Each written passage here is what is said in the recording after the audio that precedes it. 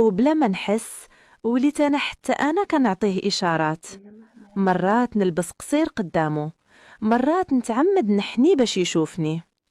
السلام عليكم خوتي. اليوم غادي نحكي لكم واحد القصة اللي هزات حياتي من التحت للفوق، وما كنتش نتصورها توقع ليا نهائيا. أنا مرة مطلقة، وكنت عايشة واحد المرحلة صعيبة بزاف. قررت نمشي عند ختي نبدل الجو ونبعد شوية على الهموم. عند ختي عندها وليد اللي قريب ليا بزاف، وكنت ديما كنعاملو بحال ولدي. كنحس بيه عزيز عليا بزاف، وكنعتبرو بحال يالله أنا اللي مربياه.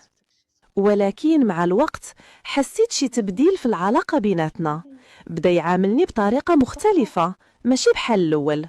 كان كيشوفني بزربة، وكان كيخدر معايا بواحد الأسلوب اللي فيه جرأة زايدة. واحد النهار وقعت في موقف اللي ما عمرني كنت نتصوره. دخلت عنده بالغلط ولقيته في واحد الحالة ما كنتش نتوقع نشوفها. تصدمت، خرجت وانا عقلي مخلوط، وديك الليلة ما قدرتش ننعس. بقيت كنفكر ونقول علاش وقع قدامي هاد المشهد. من داك النهار وانا عقلي ما بقى مرتاحش. بديت كنشوفو بعين اخرى، وبلا ما نحس وليت حتى انا كنعطيه اشارات. مرات نلبس قصير قدامه، مرات نتعمد نحني باش يشوفني.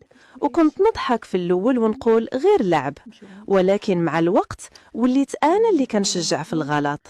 واحد المرة كنا بوحدنا في الدار، واخا اختي ماشي في الدار، وجات اللحظة اللي كنت خايفة منها.